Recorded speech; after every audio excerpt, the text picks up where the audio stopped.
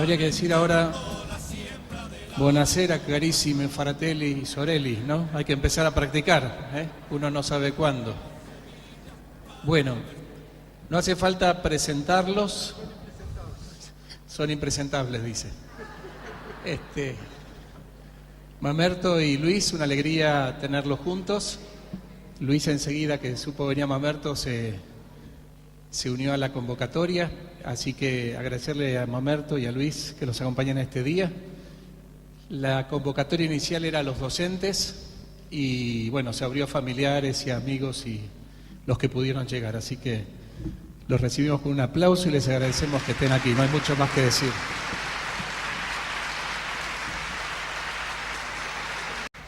Habemos monje. Bueno, queridas hermanas y hermanos, bien ahí él entiende de esto mucho más que yo, de verdad. Empiezo con una pequeña anécdota que me gustó mucho. Estuve hablando con el presidente de la Sociedad Rural de 9 de Julio y resulta que está retomando mucho, resulta que hace el año pasado fue el rabino Bergman a dar una charla a los ruralistas y la gente lo aplaudía y de repente dice: qué poco que ustedes leen a Bergoglio, todo esto lo aprendí de él. El rabino. Yo digo lo mismo, si me aplauden a mí, la mitad lo aprendí de él, entre cuentos y sobre todo la manera de ser, sobre todo una cosa que después te voy a dejar. En esto de aprender, no es solo de la escuela, sino que uno va aprendiendo en la vida. Aprendí una cosa muy linda de don Luis, y es lo siguiente, que él no tiene apuro para hacer reír. No tiene apuro. Y nunca tiene como moraleja al final del cuento, donde iría la moraleja, nunca, a veces, va la humoraleja.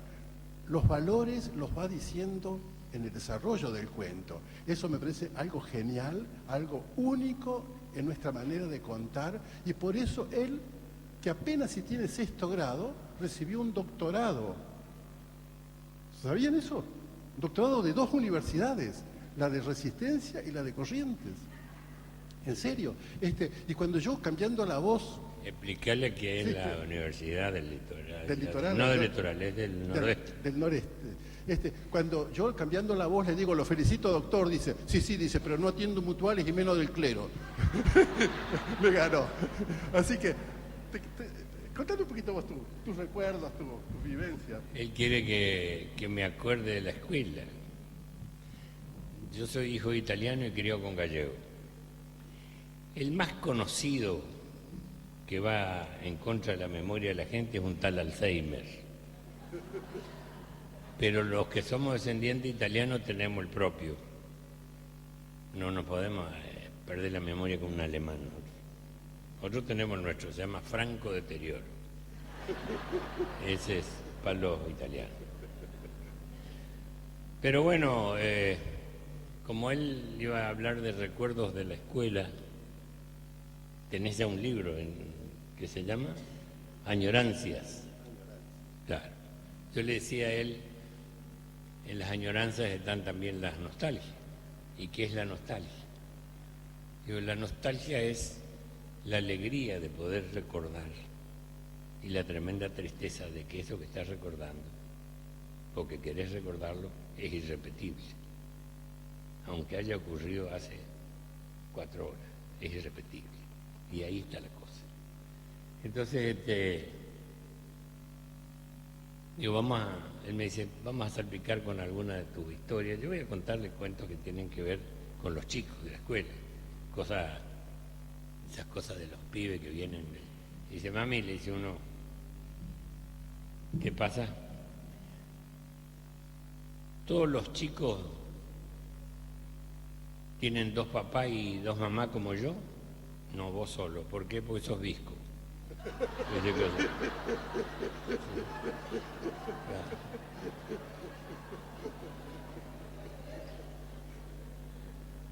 Y esa pregunta de los chicos, los maestros, que eso lo escuché cuando era chico, yo en Campo Largo, provincia del Chaco.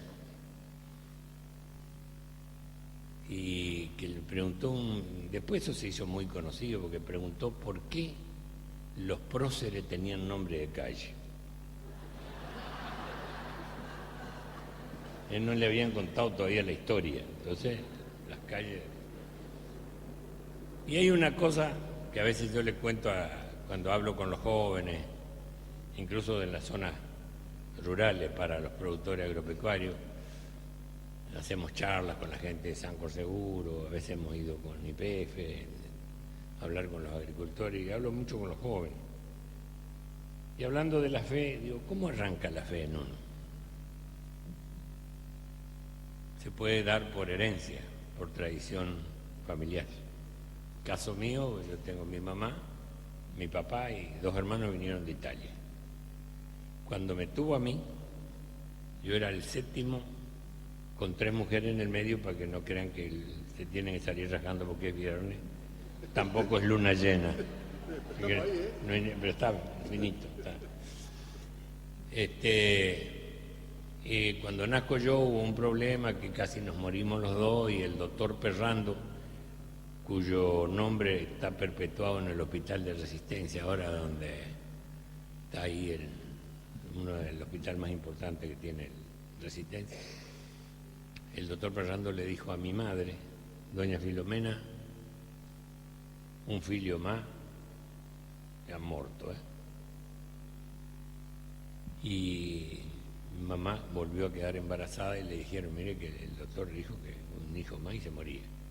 Y dijo, es la voluntad de Dios. Y se murió. Se murió pariendo el último hermano mío. O sea que yo vengo por herencia, ya con un convencimiento de la fe y del respeto a las cosas de Dios, que me fue traspasada a través de la pila bautismal a 2 gallegos, que no eran gallegos, eran leoneses, pero que en la pila bautismal se comprometieron a hacerse cargo en caso de que la madre o el padre tengan problemas. Mucha gente cree que lo de comadre o compadre es una categoría social de relación. No, es comadre o copadre, es el copiloto.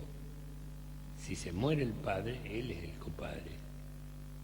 Y si se muere la madre, ella es la comadre, la que sigue. Y se hicieron cargo de mí, como de muchos otros ahijados, todos españoles, que no tenían hijos de ellos, no pudieron tener hijos. O sea que a través de una pila bautismal paso a tener otra vez una educación a través de la fe. A veces hay gente que como la familia de Menem, que eran musulmanes y se convirtieron. Pero cuando viene por herencia, ¿sí?, la que le transmite todo a los hijos es la madre.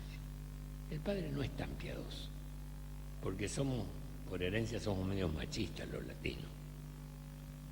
Y entonces la madre. Y ya cuando tenés 3, 4 años te enseñan a juntar las manitos así, mirar para arriba y a orar.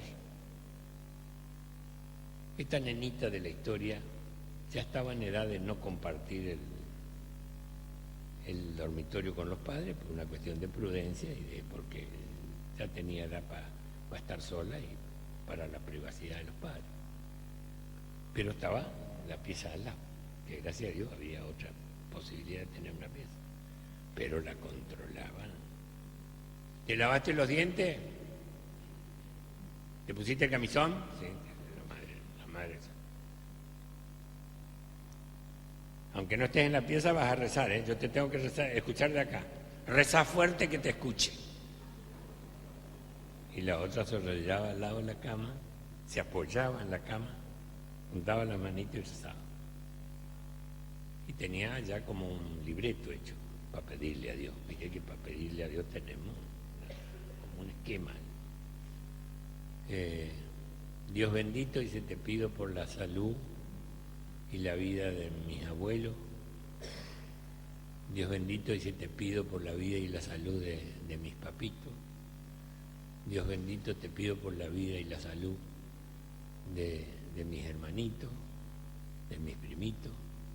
Te pido por la vida y la salud de mis maestros, te pido por la vida y la salud de mis compañeritos de la escuela, y te pido también que hagas que el Nilo pase por Constantinopla. La madre dice, ¿qué es lo que le pediste a Dios, che? Que el Nilo pase por Constantinopla. ¿Y eso por qué? Porque es lo que puse en la prueba y no sé si es cierto.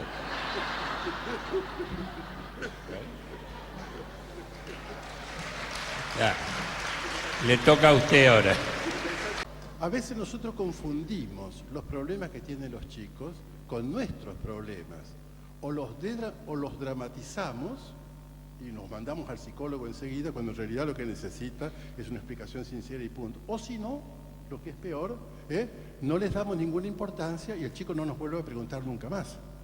Entonces, fíjense, creo que eso es muy importante también como padres, conservar ese corazón de maestro. El padre y la madre también son maestros.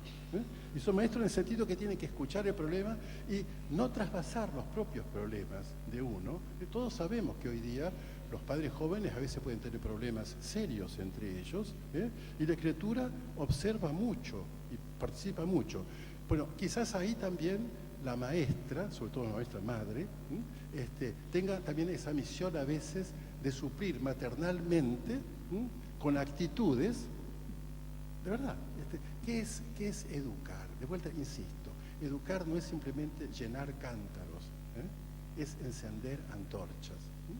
Creo ese cuento muy lindo que se lo escuché a la Andresina, pero hace muchos años, sinceramente creo que por lo menos 40 años, de ese ingenierito agrónomo que le preguntaba a un paisano si este campo le iba a dar maíz. Dice, no, este campo le da un poco de sombra, algo de pasto para las vacas, algo de leña, pero maíz no le da. Y dice, bueno, ¿y girasol? Una oleaginosa. Dice, no, girasol, este campo le da un poco de leña, algo de sombra, algo de pasta para las vacas, y así todo, che. Al final le pregunta, ¿y soja? Peina acá tú, ¿qué vendría a ser la soja? Dice, una soja, un pastito así que crece solo, según cosas. Bueno, mire, dice el paisano, si le digo la verdad le miento, yo nunca he visto, este campo lo que le da es un poco de pasto, algo de sombra, un poco de leña. Entonces el genialito pensó, pobre, no sabe. Entonces dijo, bueno, pero yo voy a hacer la prueba y voy a sembrar a ver si es cierto que nos da. Dice, bueno, patroncito, si usted siembra es otra cosa, ¿no? Bueno, fíjense, cuando un poco los padres uno habla con las personas así, entradas en años, algunas casi saliendo, habla de los jóvenes, muchas veces el joven está en la pavada, está en el Facebook, está en el Facebook, en la cerveza, está en la pavada en el fin de semana, pero no. Bueno, sí, es cierto. Ahora, si siembra es otra cosa, ¿no?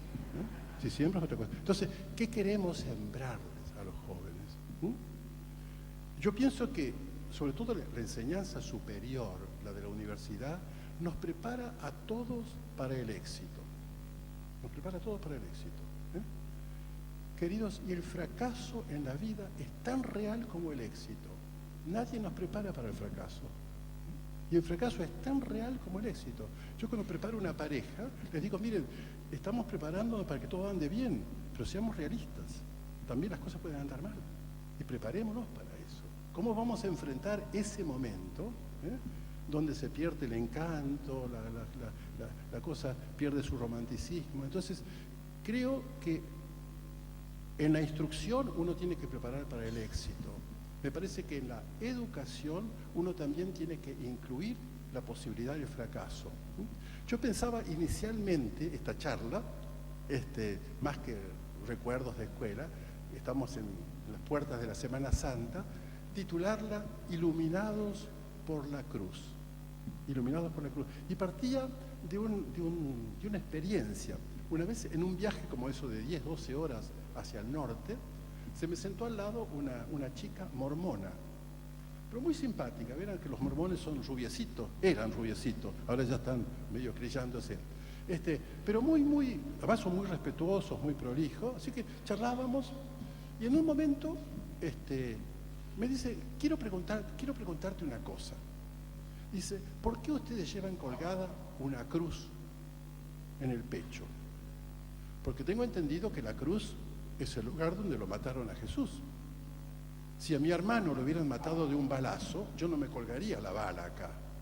Si mi abuelo se hubiera ahorcado en el monte, yo no me colgaría una soguita acá para recordar a mi abuelo ahorcado. Entonces, ¿por qué ustedes llevan colgado ese instrumento de tortura donde lo mataron a Jesús? Y que yo dije, claro, es que ahí está la diferencia. Para mí, la cruz no es el lugar donde lo mataron a Jesús, sino donde Jesús me dio la vida a mí, que es distinto. O sea, yo no recuerdo mi cumpleaños para celebrar los dolores de parto de mi madre, sino porque dicen que sí, dicen que yo como era muy cabezón de chico, el parto fue bastante difícil. No, siempre digo que nací de cola, pero voy a morir de boca. Bueno, pero fíjese, yo no recuerdo entonces la cruz, lo que nosotros vamos a recordar y vamos a besar, Jesús dijo, nadie me quita la vida, yo la doy. Nadie me quita la vida, yo la doy. Fíjense, si yo mato un corderito o un lechoncito o un pollo, el pollo pierde la vida, yo le quito la vida. Pierde la vida y yo me alimento con su carne. Me alimento con su carne, pero alimento mi vida. Esa que yo sé que también un día va a terminar y se va a perder. O sea, mato al animalito, le quito la vida y como su carne para alimentar mi carne, que también un día se va a morir. En cambio, si yo tomo un carozo, por ejemplo, pongámosle de un mango, o más fácil todavía de un durazno, y yo siembro ese carozo en la tierra, también el carozo pierde la vida. Pero esa vida empieza a tomar posesión de esa tierra y ahí nuclea el árbol y nace un duraznero. Hasta tal punto que la tierra ya puede decir, ya no vivo yo, es el duraznero que vive en mí. Bueno, cuando Jesús entrega su vida, esa vida no se pierde. Si yo como su carne y bebo su sangre, esa vida entra en mí. Y por eso Él puede decir, el que come mi carne y bebe mi sangre, tiene la vida. Es una vida eterna, una vida que no se pierde, esa vida que lo va a resucitar. ¿Entienden? Eso es lo que estamos celebrando en esta Semana Santa. Celebramos que Jesús entregó su vida, no la perdió. Por eso, fíjense, esa fue la gran discusión. ¿Se acuerdan de esta película, La Pasión, que se leyó? Bueno, la gran crítica desde el punto de vista teológico a esta película es que está tremendamente centrada en el dolor. Y lo importante de la pasión, muerte y resurrección de Jesús no es el dolor, porque probablemente una persona que muere de un cáncer de 8 o 9 meses o 2 años ha sufrido mucho más que Jesús.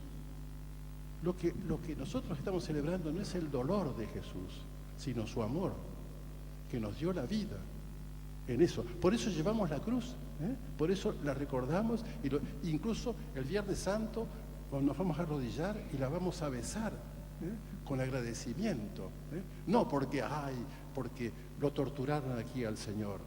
Entonces, yo diría, iluminados por la cruz. Me parece que ese podría ser un poco lo que vamos a celebrar en esta semana. Pero esto es un poco demasiado serio. Entonces, le dejamos un espacio todavía para que don Luis nos rememore. ¿Quiere agua? No, si fuera vino, pero yo cuando yo salgo del pago, nunca tomo agua. ¿Sabes por qué? Porque vaya a saber con qué la hacen aquí. No hay cura que no sea manguero. Mira cómo arrancó el Papa. Recen por mí. Arrancó pidiendo. Sí. Pero gracias a la manga ocurren estas cosas.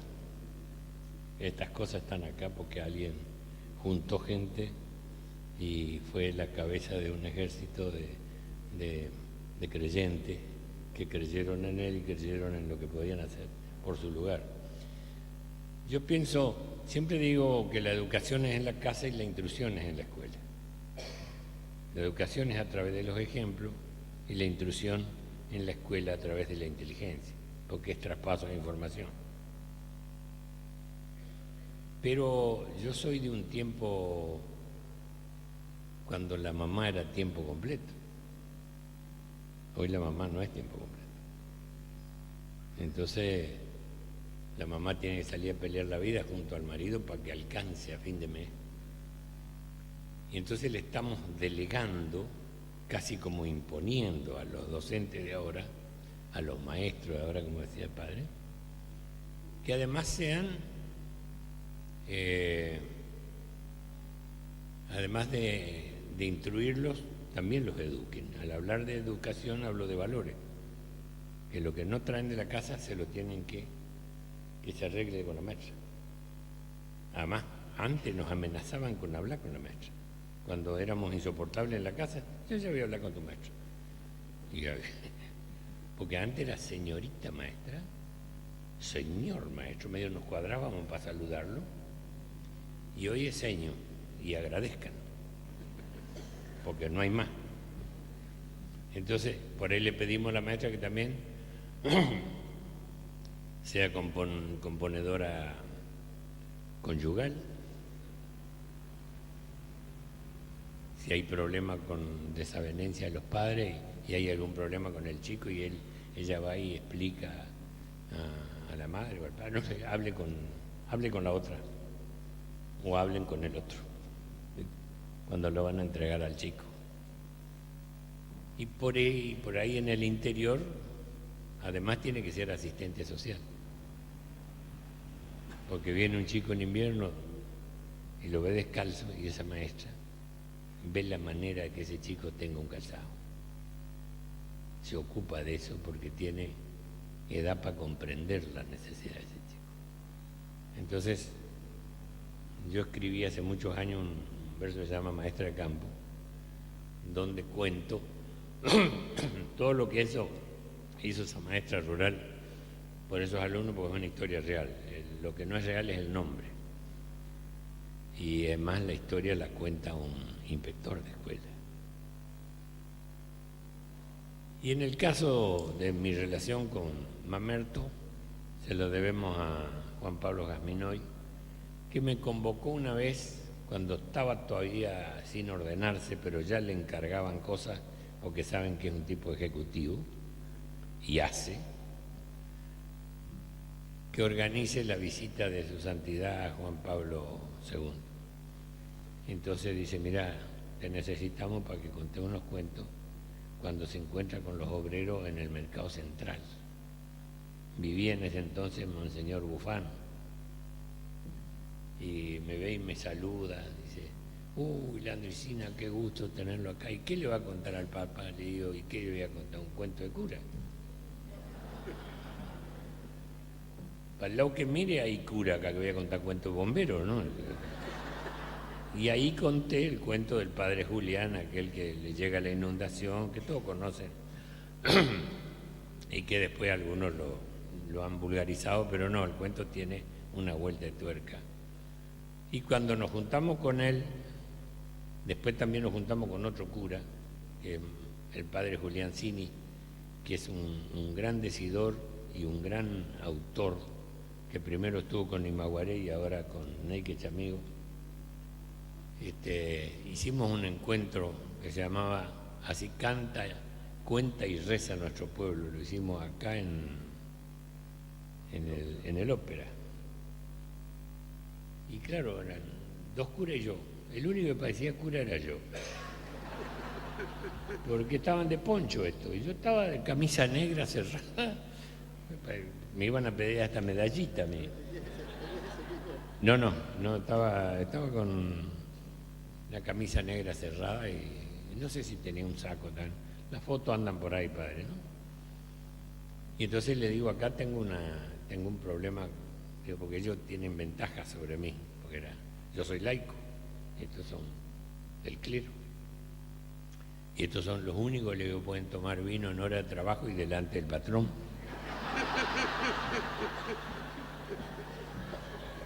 ¿O no?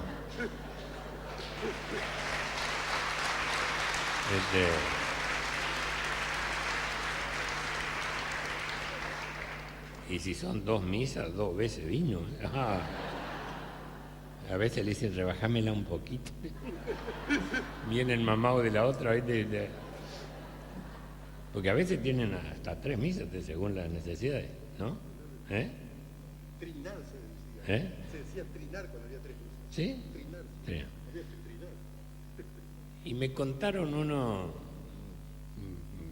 porque vamos a seguir con los cuentos chicos que son muy lindos, pero también hay que contar algo de cura. Está convocado por un cura, estoy con otro cura acá.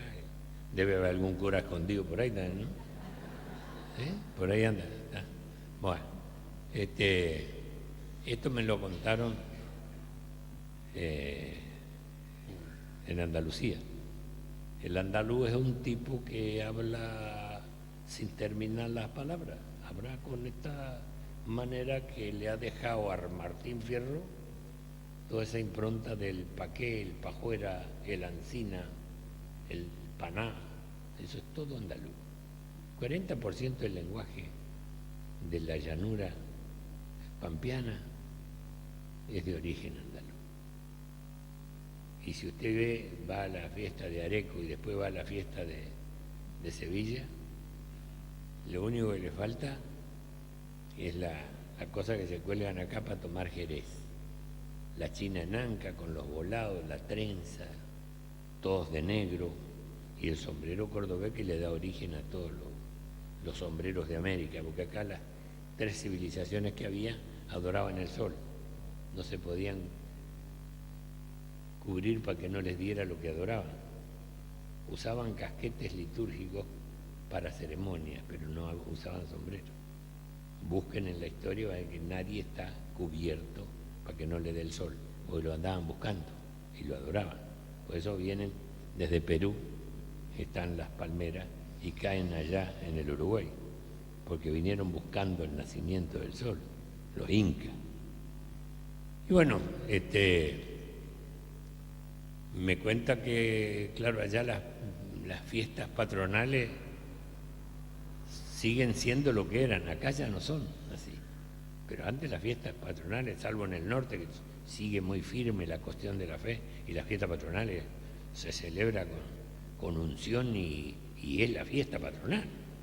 Allá empiezan 8 días antes a prepararse. Y sabe el cura que va a haber confesiones a rolete, porque ese día todos quieren tomar la comunión. Entonces había un cura de estos andaluces que se preparaba con tiempo porque se veía que iba a estar ahí sentado de 5, 6, 7 horas. Eran colas y colas. Entonces se llevaba, él dijo, vos dijiste los sándwiches, qué sé yo, pero ustedes decían el avío. Se llamaba ahí en el norte el avío, a llevar lo que vas a comer después, o sea, un sanguchito, lo que sea. Él se lleva al confesionario un poco de pollo, total el que habla es el otro. Él dice Ave María Purísima, el otro le contesta sin pecado concebido y ahí le manda y él reparte las instrucciones para lo que tenía que rezar y que pase el otro. Entonces él podía, en un momento dado, siente apetito y se empieza a comer pollo que tenía preparado. Y se arrodilla uno y le dice, Padre, he pecado. No, dice, he pollo.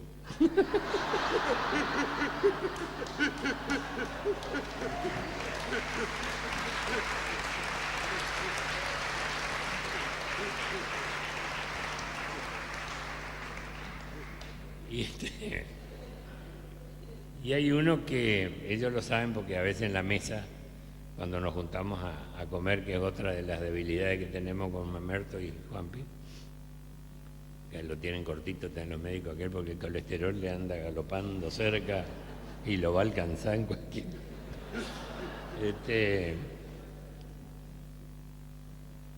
Nos contamos alguna historia y estos son los que habla de los reflejos condicionados. Y eso lo deben saber las maestras, que a veces por reflejo condicionado le dicen algo al chico y por ahí no era el chico.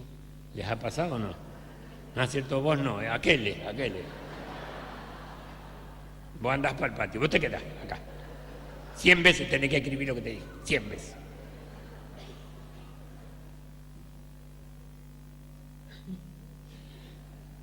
Y entonces dice que Yo a usted no le tengo que explicar qué momento es ese encuentro que hay entre el que es cristiano católico y el Cristo sacramentado.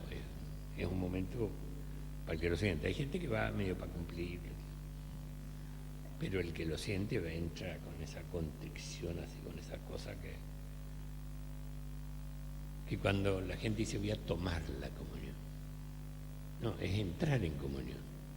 Ahí vas a entrar en comunión con Dios a través del Cristo sacramentado. Esa es, desde ahí viene comunión. Ahí vas a entrar en comunión con Él. Y había una mujer, que pobrecita no pudo dejar el chico con nadie. Y ella tenía que tomar la comunión porque era de comunión dominical. No era diario, pero dominical. Y se arrodilla con el chico. Y viene el padre que le dice, este es el cuerpo de Cristo. Este es el cuerpo de Cristo. Y cuando llega a ella, el nene que manotea y la madre que le dice, no, caca. Y esa costumbre que tiene la madre, ¿viste? De que toque lo que agarra el chico que no tiene que agarrar, no, caca. Me contó el cura que se tuvo que bancar porque casi larga el cuajo, ¿viste? Y vio que la mujer cambió de verde a colorado, a rosado, violeta. Entonces le pasó la mano por la cabeza como diciendo, está bien, entiendo lo que pasa. Y después, cuando se fue a la sacristía, largó el cuajo allá, entró a reír. Y lo primero que hizo es llamarme para contarme esto. Estas cosas pasan también con los curas. Y volvemos a la escuela. Cuando nosotros íbamos a la escuela, los que superamos largamente los 70, estaba una libreta que era de un solo cartoncito doblado. ¿Y era suficiente o insuficiente? Asistencia, inasistencia. Había que lograr el suficiente. No había puntaje, pero el insuficiente era terrible. Y tenía que firmar el padre. A veces no autorizaban a la madre. El padre. Cuando es la madre, usted sabe que la madre... Bueno, te firmo, pero tenés que mejorar. Y el padre te acostaba de un castañazo y después te explicaba que tenías que mejorar. Un chico de esta época, de esos que dicen seño, había sacado malas notas y tenía el grave problema de qué iba a pasar con el viejo, porque sabía que el viejo era severo. Y vino con una preocupación, pero al otro día, como él dice, un taponcito de 7 años, no llegaba a los 8. Y llega a la escuela y dice, señor, acá está la libreta. Mi papá me la firmó. ¿Sabe lo que dijo mi papá? Que si el mes que viene vuelvo con notas parecidas, alguien va a ligar una paliza, así que queda avisada.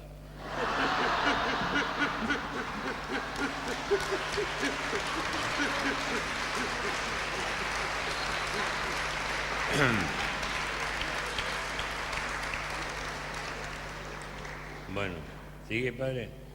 ¿A usted quiere que siga yo? Aquel me habló de una cosita para auxiliarlo, el padre. No, escúcheme. Lo digo de verdad, lo he dicho. ¿Por qué lo considero un maestro a mi hermano, a mi amigo Luis? Hace muchos años, por ahí por el año 90, viene Juanpi. Nos conocíamos ya, como él dice, desde antes que fuera cura, porque me había invitado a colaborar con él en Córdoba cuando se hacían los encuentros por sectores.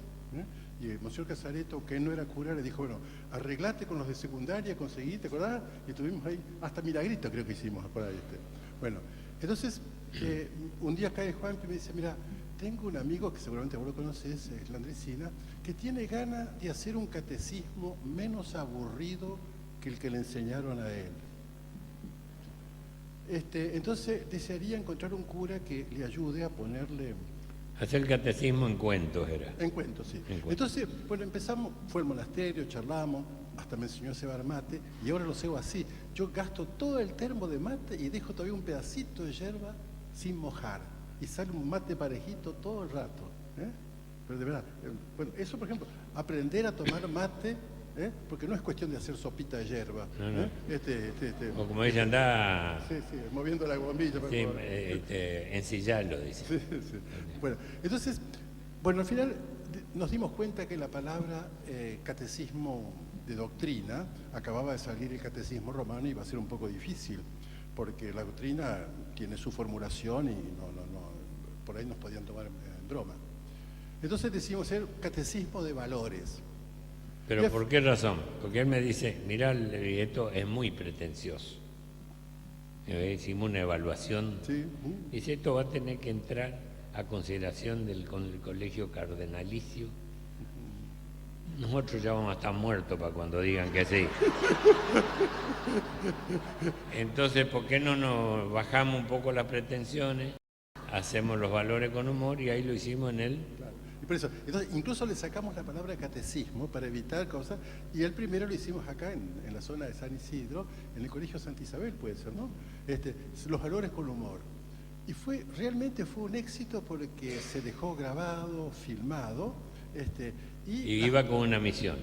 Exacto. Los fondos siempre fueron destinados a algo. La primera tenía que ver con algo que me dijo un señor que yo se lo transmití a ellos. Andresina, usted siempre colabora con las escuelas, sala de primeros auxilios, con todas las parroquias. Y yo sé cómo viene trabajando de toda la vida. Dice, pero se ha ocupado mucho de lo social y no de lo espiritual. Mira, vos le digo, no. Y entonces, ¿por qué no hacen algo por las vocaciones sacerdotales? Bueno, hicimos el beneficio, el primero, que fuimos con Juanpi a llevar la plata al seminario de Resistencia para las vocaciones y le entregamos. Don Tito Leture, ¿te acordás? Hicimos en el Luna Park. Ofreció, y te acordás que hicimos ahí, la familia y el humor son cosas serias. Y empezaban, cuando llegamos, ¿te acordás que venían los muchachos con bombos y qué sé yo? Y decían, bom, bom, bom, bom, bom, el que nos salta es un mormón. Y lo llenamos, ¿te acordás? Y había 9.000 personas, de los cuales 7.000 eran jóvenes. Y quedó gente afuera. Entonces se pusieron pantallas afuera, parlantes afuera. Como invadieron, el escenario está acá, y el escenario está en una de las tribunas. Se metieron en las tribunas, de atrás del escenario. Entonces esa gente no escuchaba, porque no había parlante para ellos, porque no estaba previsto. Hubo que acomodar, ¿te acordás? Y le digo, pónganle, porque están recalientes, le digo, no. Y hubo que ponerle parlante. Y con eso, esto fue un 8 de diciembre, ¿y qué día de julio? Esto fue destinado para la Casa de Enfermos Terminales de SIDA que atienden en Benavides las hermanas de la Madre Teresa. Al año siguiente, en julio, se inauguró la casa. Con esa plata, más la habilidad de aquel para mangar gente, porque busca gente que lo pueda cuartear, que es gente importante de empresa, por eso hizo la escuela que hizo ahí en la zona de Virrey. Y se fue interesante porque el 8 de diciembre hicimos el acto. Yo no puedo decir la cifra que se recaudó porque hubo donaciones también. El 16 de julio se inauguró eso con 16 camas. Y para Navidad había ya 16 muertos, atendidos por las hermanas. Y entonces, ¿te acordás que fuimos juntos cuando se inauguró? Y había 2 médicos, papá e hijo, que se habían ofrecido para acompañar la semana, porque siempre ellos necesitan voluntarios que acompañen. Entonces nos iba mostrando, el médico más viejo nos iba mostrando los servicios que se brindaban a estos moribundos del SIDA. Y entonces a mí se me ocurrió preguntar, ¿cuál es lo específico para una persona que ha sido ya, digamos, sacada del Muñiz o de donde sea, porque ya es irreparable, y llega acá? ¿Cuál es la medicina específica? Y pasaba justo una hermanita, ¿cómo se llama? India, hindú, me escucha, hindi. No, cuando le dije hindú, Pero, zapateó, sí, zapateó. no, por eso digo, Dijo, entonces, no, hindú es una religión, yo soy india, dijo. sí, bueno, entonces pasaba por ahí y el médico, cuando yo le pregunté, ¿cuál es el remedio específico? Y el médico me hace así, me dice, esto, y por el momento lo importamos de la India. ¿No? Sí. Me acuerdo siempre esa frase, es decir, esto lo único que necesitan es contención, cariño, y realmente, actualmente, creo, Juanpi, son muy pocos los que mueren, creo, en la casa, porque justamente la contención les permite vivir. Cuando hay una razón para vivir, sobreviven.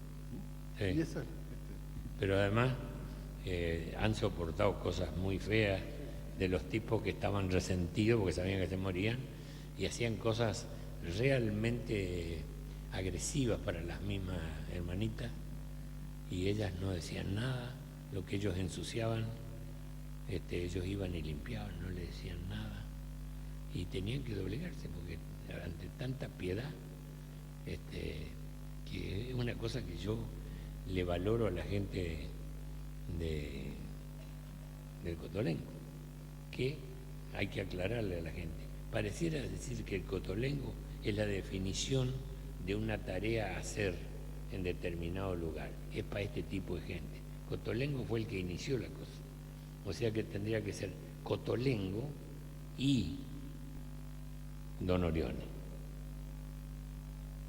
Desmiéntame que Cotolengo era un cura el que inició. Entonces la obra tendría que ser no el Cotolengo de Don Orione, era Cotolengo y Don Orione. Lo correcto sería eso, ¿o no? Lo que pasa es que don Luis Orione realmente era una persona humilde y lo mismo le pasó a Juan Bosco. Él puso toda su cosa bajo San Francisco de Sales, entonces son llamados salesianos, cuando tendría que llamarse bosquimanos. No, Bueno, Don Bosco también le decían Don Busca porque sí, era como Juanpi. Tengo un chiste que dicen los salesianos, ¿qué es esto? Esto es un salesiano muerto, porque si estuviera vivo haría así. Bueno, pero les cuento un chiste uruguayo que me parece buenísimo, cuando salió ahora me lo dijo.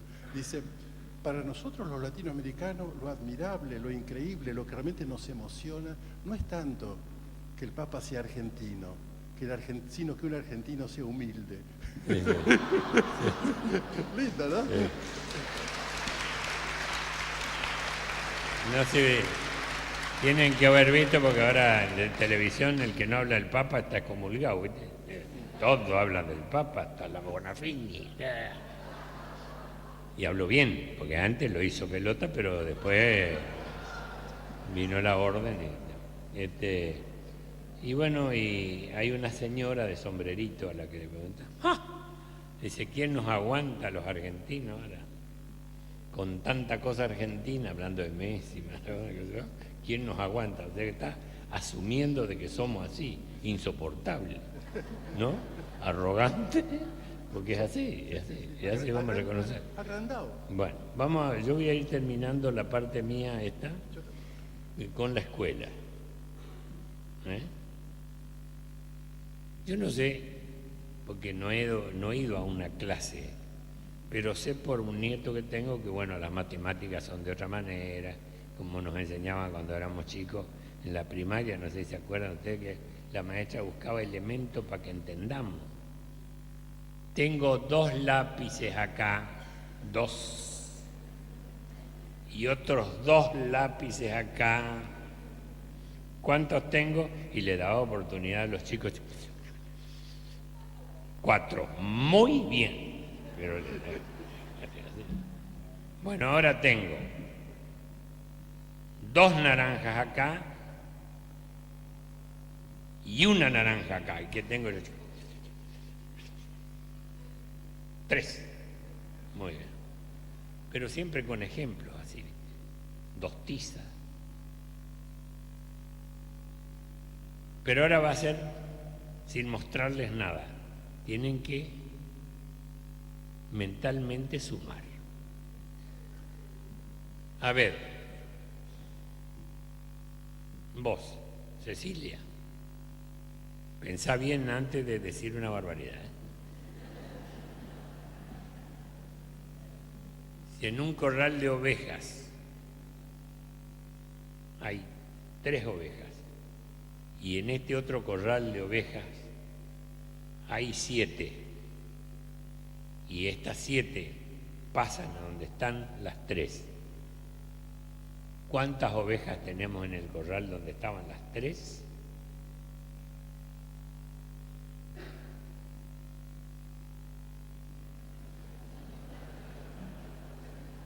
Diez ovejas, pero ya no fue mental, te vi el dedito, no, acá. Y así le iba preguntando hasta que lo agarran a Fabián. Fabián era el vago, el gravo, vago pero simpático, ¿viste? La maestra le agarra como le inspira la necesidad de tolerarle algunas brutalidades que tenía la... A ver, Fabián, pensá bien, no me salga con un martes 13. Si en un bolsillo de tu pantalón, en el bolsillo izquierdo, tenés 70 pesos y en el otro bolsillo de tu pantalón tenés 100 pesos, ¿qué tenés? Y pantalón ajeno clavado.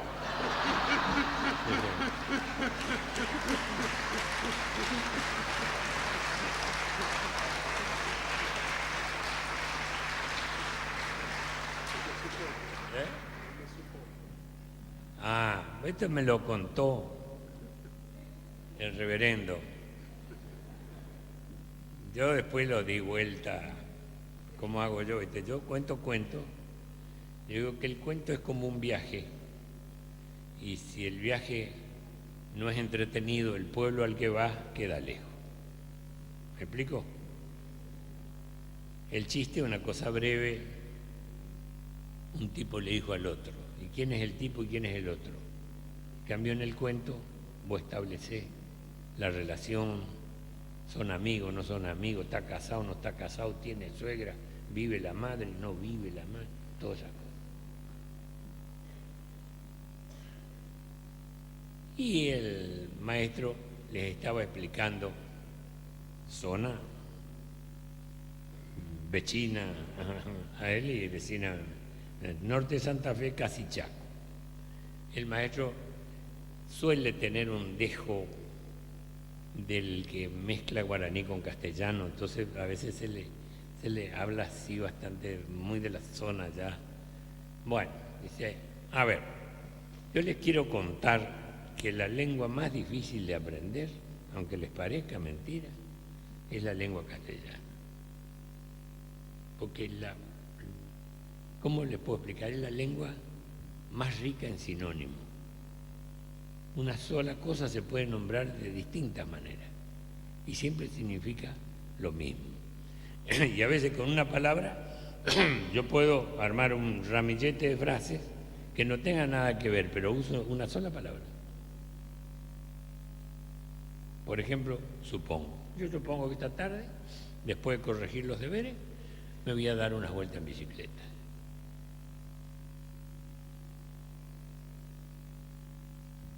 Supongo que después de dar unas vueltas en bicicleta me iré hasta la carnicería de don Pedro y voy a pedirle que me corte unos bifes para cenar a la noche. ¿Ven? Acá la palabra supongo arma una frase, acá arma otra frase, pero quiere decir exactamente lo que yo supongo que puedo hacer. ¿Me van entendiendo? Y le vas dando ejemplos. ¿Se animan a darme ejemplo de la palabra supongo? Y las chicas, y sí, bueno.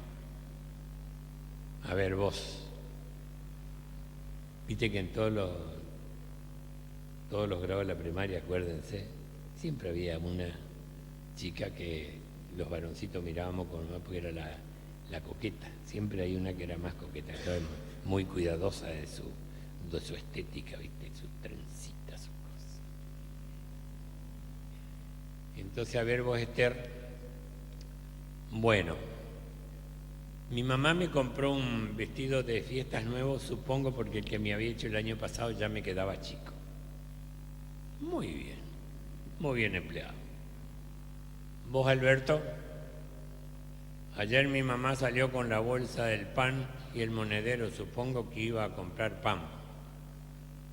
Tené cuidado, no te vayas a herniar, sentate. Está bien, pero está bien, el ejemplo está bien. Y así cada cual hizo lo suyo. ¿Quién estaba atrás? Fabián.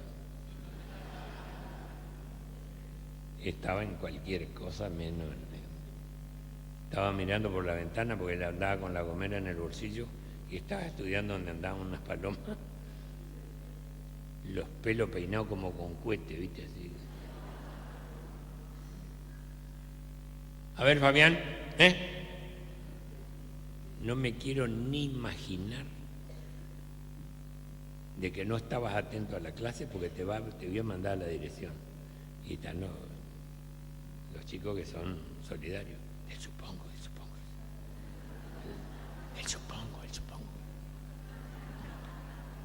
Y le dice, ¿del supongo, dice usted?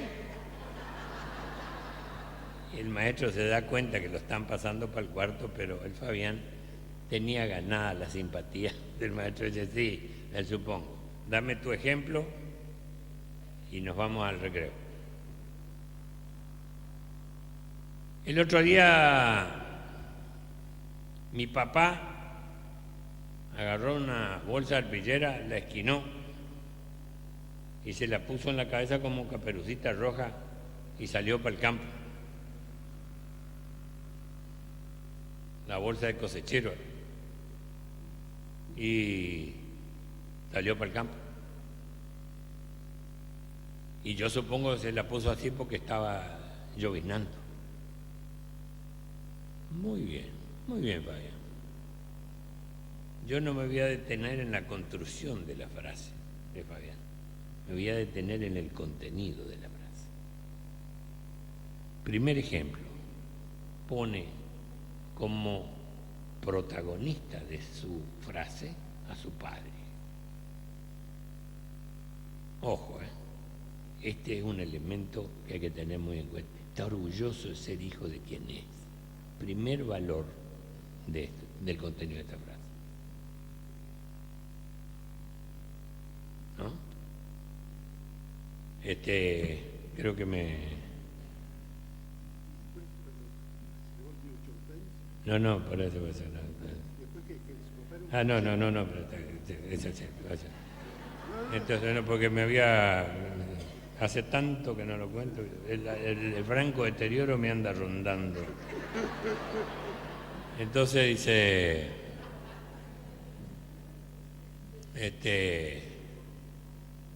La otra cosa,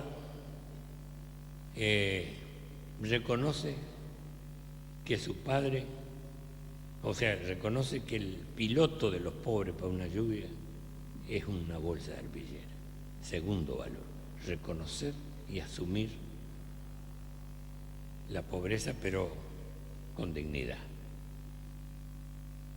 Y el otro valor, reconoce que su padre es un jornalero. La bolsa de cosechar, la bolsa de cosecha. Reconoce que es un trabajador, otro valor. Fabián, sentate, te felicito. Fabián nos entró a mirar como diciendo, ni se imaginó que había hecho cosas tan importantes. Y había otro vago, ahí aparece el vago. Ese también estaba desorientado y también le soplan que era el supongo. Entonces dice, ¿del supongo? Sí, del supongo. Vamos, dale, vamos. El otro día mi tía Francisca salió cruzando el patio para el lado del fondo con el New York Times en la mano. Yo supongo que iba para el Batecló porque no sabe inglés la tía. Me había desviado.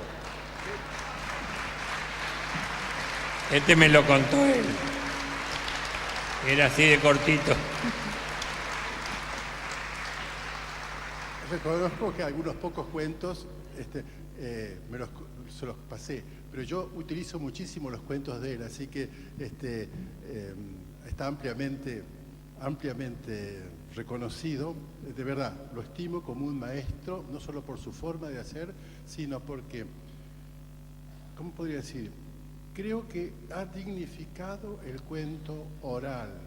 Nosotros en Argentina tenemos muy buenos escritores de cuentos, de Borges para abajo, pero el cuento oral, sobre todo el cuento oral en los medios de comunicación masivos, eran de chabacanos para abajo, y muchas veces yo creo que esa capacidad descriptiva... Yo le agradezco que haya ido masivo y no masiva, porque con el más IVA estamos liquidados. Está bien. Como ese tipo que dice, lo tremendo de los pobres ahora es el consumismo. Con su mismo pantalón, con su mismo calzoncillo, con su mismo zapato.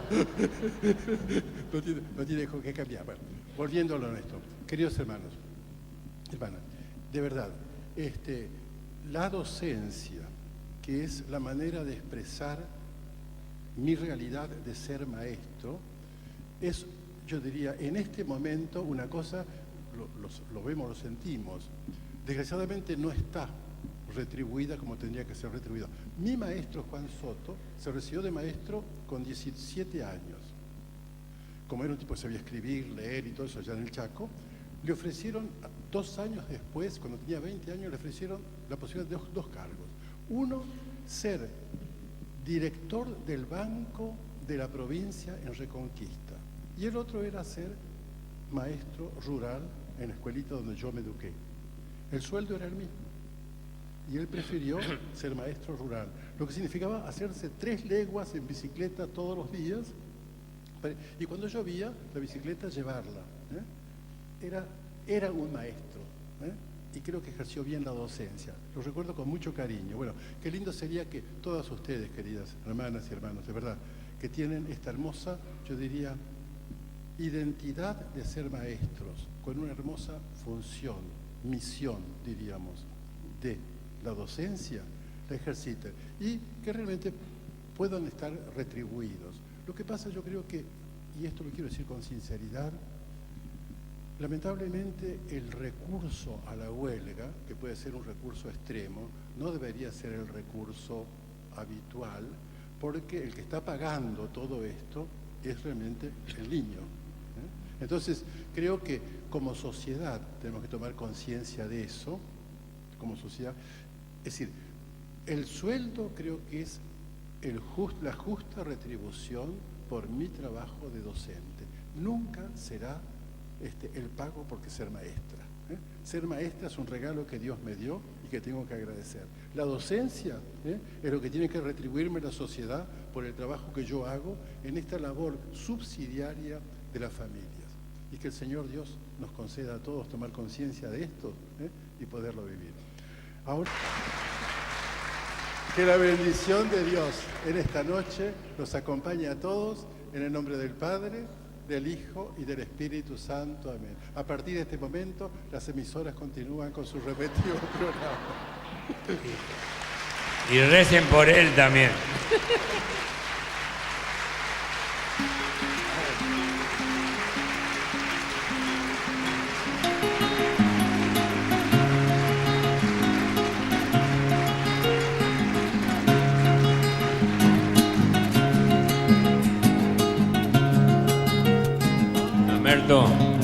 ¿Por qué no habla del defecto que le encontró al Papa? Él le encontró un defecto al Papa. ¿Cómo?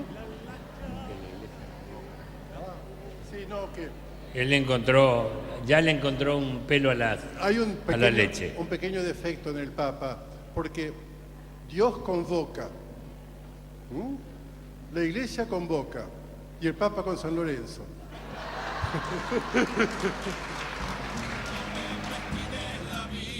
No hay otra sin